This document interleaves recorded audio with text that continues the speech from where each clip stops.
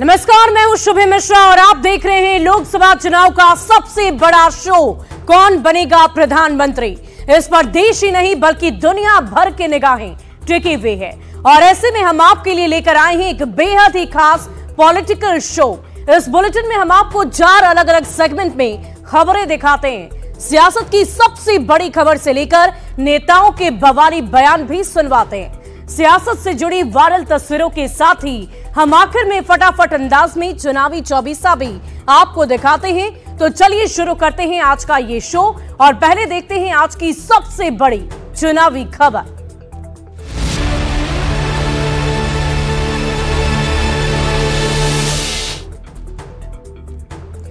और जिस पल का इंतजार सभी को था, आखिरकार वो घड़ी आ ही गई। लोकसभा चुनाव 2024 की तारीखों का ऐलान हो गया है। 543 सीटों के लिए 7 चरणों में मतदान की घोषणा केंद्रीय निर्वाचन आयोग की टीम की तरफ से प्रेस कॉन्फ्रेंस कर दी गई और मतदान की शुरुआत 19 अप्रैल से होगी और नतीजे 4 जून को आएंगे।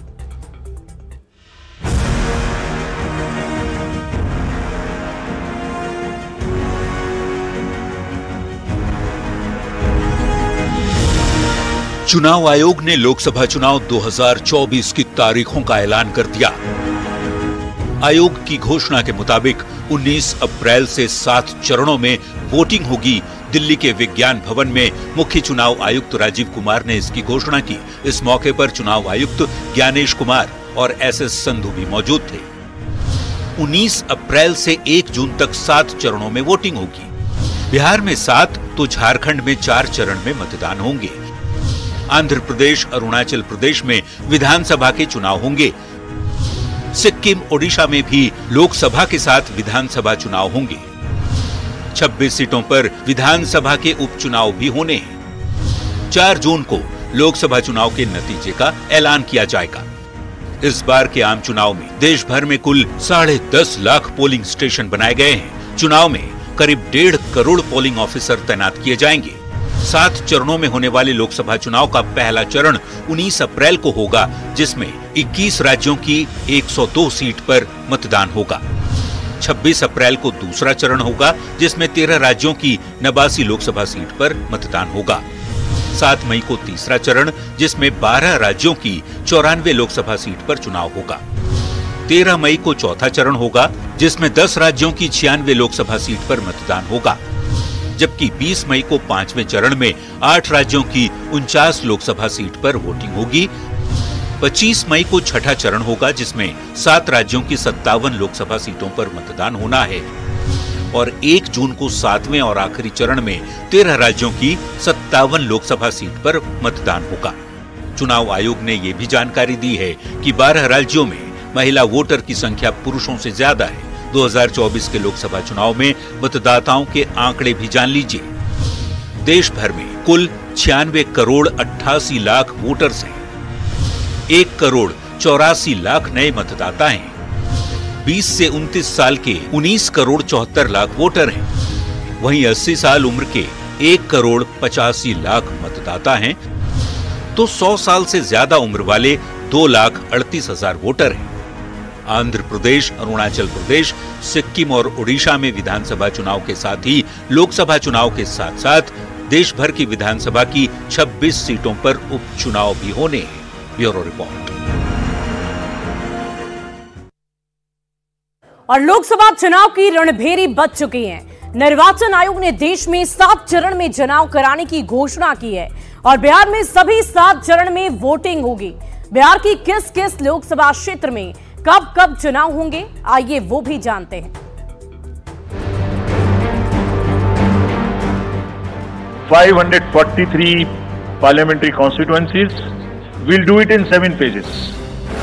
और इसी के साथ लोकसभा चुनाव का शंखनाद हो गया। चुनाव आयोग ने लोकसभा चुनाव की तारीखों का ऐलान कर दिया। पूरे देश में 19 अप्रैल से 1 जून तक 7 चरणों में मतदान होंगे और 4 जून को लोकसभा चुनाव के नतीजे आ जाएंगे। उत्तर प्रदेश और बिहार 3 ऐसे राज्य हैं जहां सभी 7 चरणों में मतदान होंगे। बिहार में पहले फेज में 4 लोकसभा सीटों पर मतदान होगा, जिसमें औरंगाबाद, गया, नवादा, जमुई शामिल है। दूसरे चरण में 5 लोकसभा क्षेत्र में मतदान होगा। किशनगंज, कटिहार, पूर्णिया, भागलपुर और बांका में चुनाव होने जा रहे हैं। तीसरे चरण में 5 लोकसभा क्षेत्र में मतदान होगा, जिसमें झंझारपुर, सुपौल, अररिया, मधेपुरा और खगड़िया की लोकसभा सीटें होंगी। चौथे चरण में 5 लोकसभा क्षेत्र में मतदान होगा, जिसमें दरभंगा, उजियारपुर, समस्तीपुर, बेगूसराय और मुंगेर शामिल है। पांचवें चरण में 5 लोकसभा क्षेत्र में मतदान होगा, जिसमें सीतामढ़ी, मधेपुरा, मुजफ्फरपुर, सारण और हाजीपुर की लोकसभा सीटें हैं। छठे चरण की बात करें तो छठे चरण में 8 लोकसभा क्षेत्र में मतदान होने जा रहा है।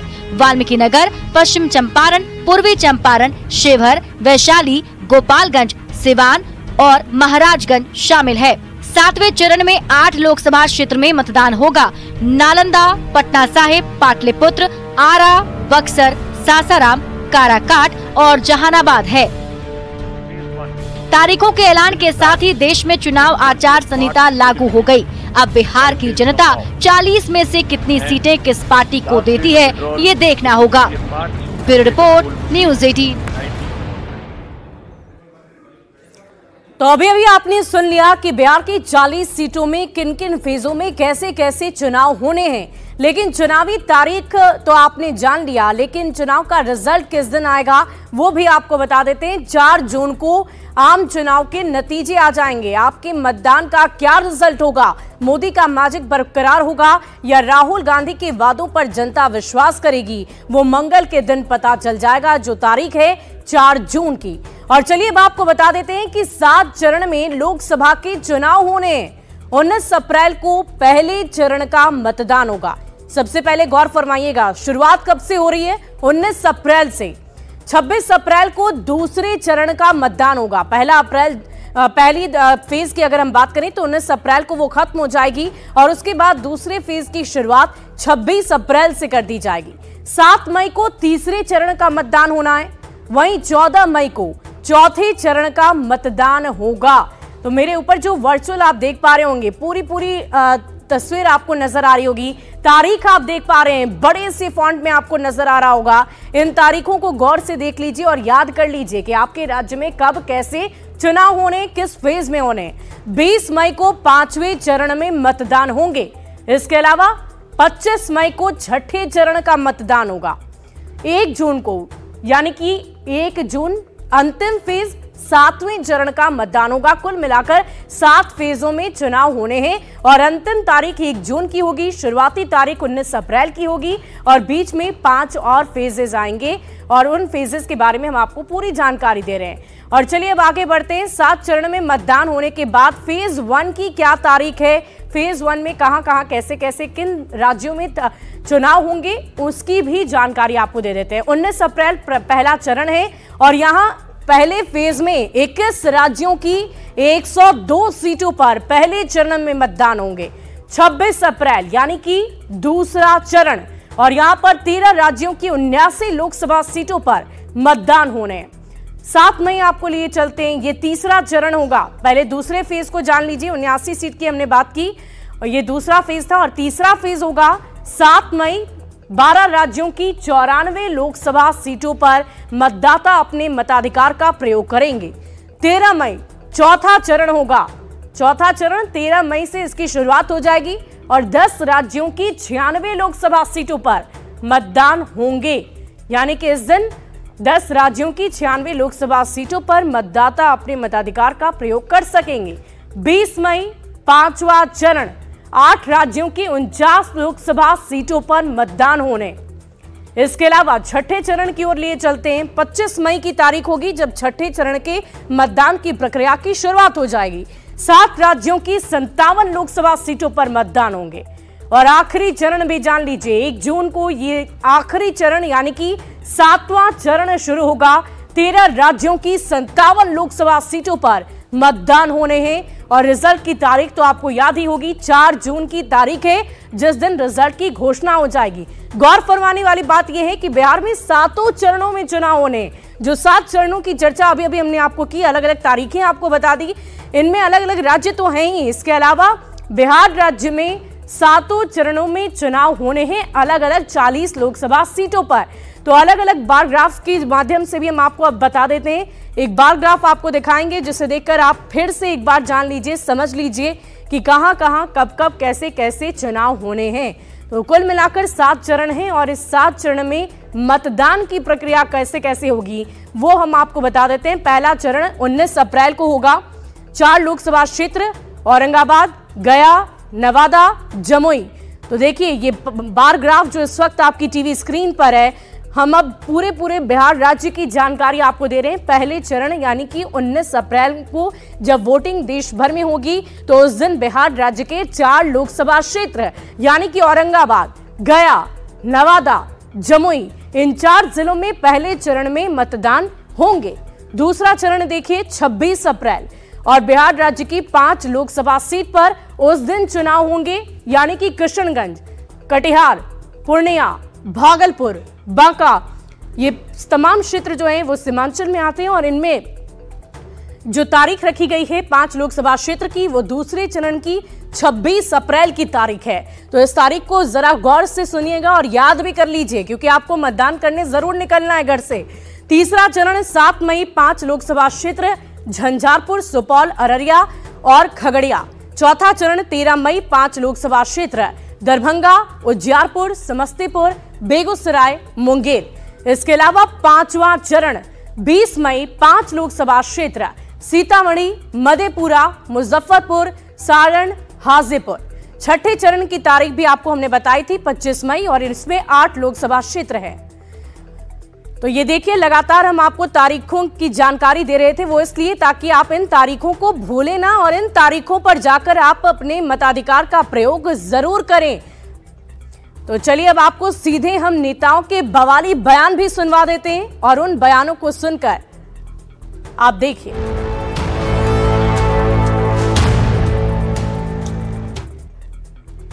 और प्रधानमंत्री नरेंद्र मोदी ने विरोधियों पर तंज कसते हुए कहा है कि भारत लोकतंत्र की जननी है और इसे पूरी दुनिया स्वीकार करती है।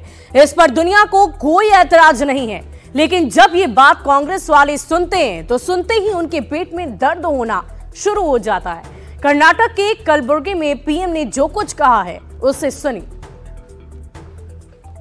जब हम कहते हैं कि भारत मदर ऑफ डेमोक्रेसी है तो पूरी दुनिया उसे स्वीकार करती है। दुनिया को कोई इतराज नहीं है, लेकिन जब ये बात कांग्रेस वाले सुनते हैं, सुनते ही उनके पेट में दर्द होना शुरू हो जाता है। ये लोग दुनिया भर में जाकर हमारे देश को, हमारे लोकतंत्र को, हमारी महान परंपराओं को बदनाम करते हैं। और श्री कल्की धाम निर्माण ट्रस्ट के अध्यक्ष और पूर्व कांग्रेस नेता आचार्य प्रमोद कृष्णम ने कहा है कि चंदे पर सवाल वो लोग उठा रहे हैं जिन्होंने देश को 70 सालों तक लूटा है। उन्हें प्रधानमंत्री मोदी की नीयत पर शक करना ठीक नहीं है। सारे विपक्ष ने राहुल गांधी की तरह सोचना शुरू कर दिया है। सुनिए बवान बवाली में प्रमोद कृष्णम को। वो लोग उठा रहे हैं जिन्होंने 70 सालों तक देश को लूटा है। इस देश में कुछ भी मुमकिन है, लेकिन मोदी की नीयत पे शक करना ये ठीक नहीं है। जहां तक सवाल है इस बॉन्ड का, मैं तो कहूंगा कि ये सारा विपक्ष राहुल गांधी की तरह सोचना शुरू कर दिया है। ये देश के लोकतंत्र का दुर्भाग्य है। और आइए प्रधानमंत्री के इस सेगमेंट में देख लेते हैं ऐसी तस्वीरें जो सियासत के लिहाज से सोशल मीडिया पर तेजी से वायरल हो रही है।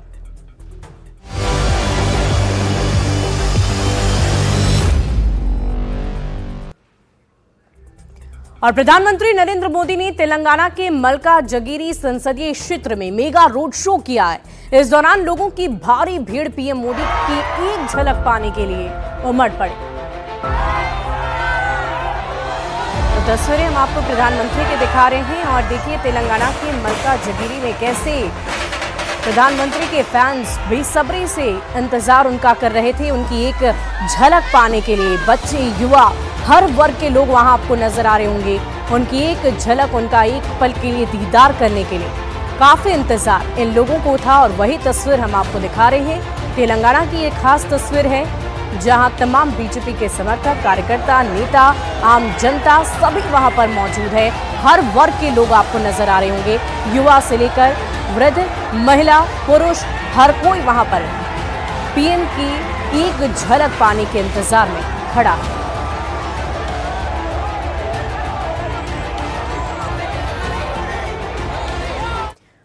बीआरएस एमएलसी के कविता को ईडी की टीम ने गिरफ्तार कर दिल्ली लाया है। उनसे दिल्ली उत्पाद शुल्क नीति से जुड़े मनी लॉन्ड्रिंग मामले में केस को आगे बढ़ाने के लिए पूछताछ की जाएगी।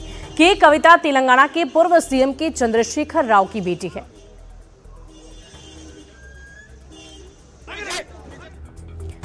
बढ़ते आगे, केंद्रीय मंत्री अनुराग ठाकुर ने नंदौन विधानसभा क्षेत्र में नशा मुक्ति अभियान के तहत बाइक रैली को हरी झंडे दिखाकर रवाना कर दिया।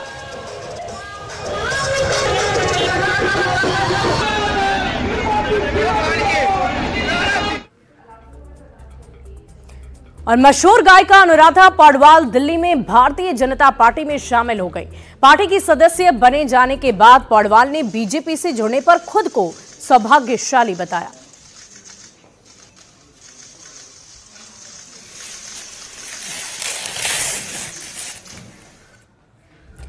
और प्रधानमंत्री के शो के आखिर में देख लेते हैं फटाफट अंदाज में चुनाव से जुड़ी 24 खबरें, यानी कि चुनावी 24।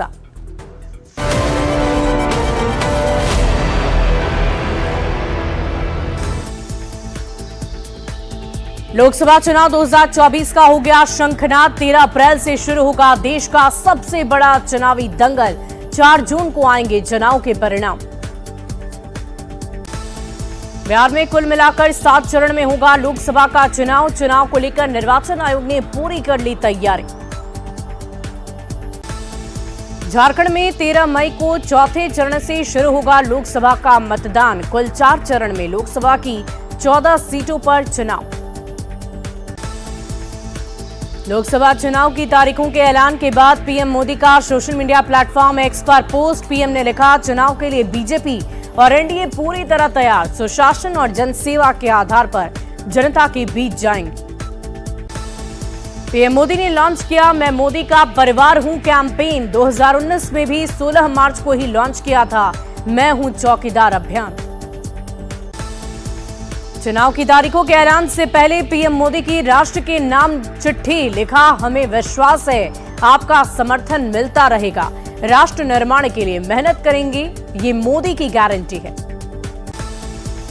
बिहार में मंत्रियों के विभागों का हुआ बंटवारा। सुनील कुमार बने शिक्षा मंत्री। विजय चौधरी को मिला जल संसाधन विभाग। मंत्रियों के विभागों का बंटवारा। रेणु देवी को पशु मत्स्य संसाधन विभाग तो नीतीश मिश्रा को उद्योग और पर्यटन विभाग की दी गई जिम्मेदारी। उपेंद्र कुशवाहा और माधव आनंद की जेपी नड्डा से हुई मुलाकात। बीजेपी कुशवाहा को 1 सीट दे रही, जबकि कुशवाहा 2 सीट पर अड़े हैं।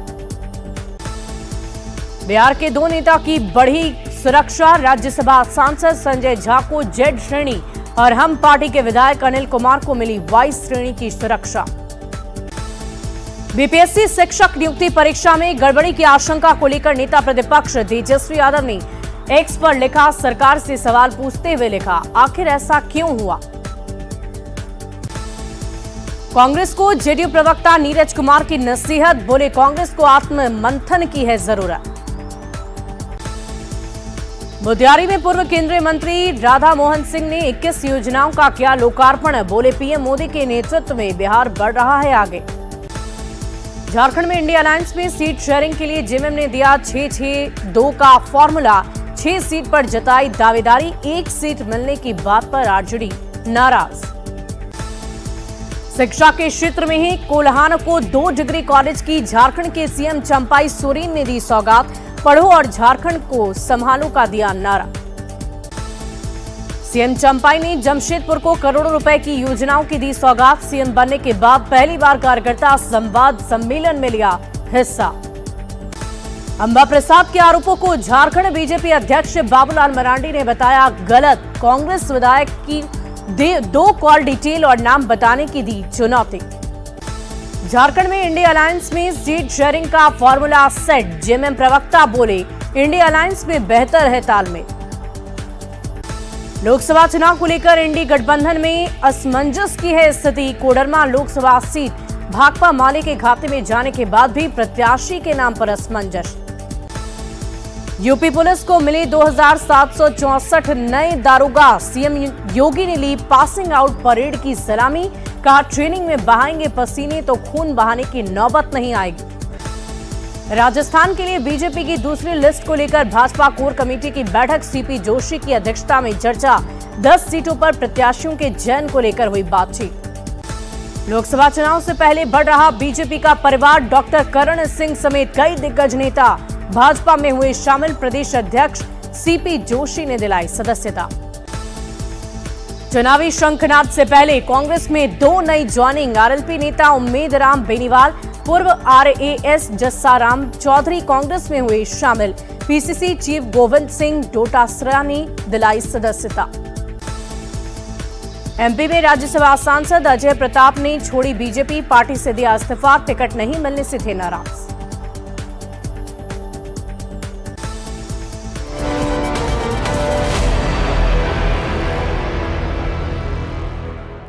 और प्रधानमंत्री की इस खास पेशकश में अभी के लिए बस इतना ही। लेकिन न्यूज़ 18 बिहार झारखंड पर खबरों का सिलसिला लगातार जारी है।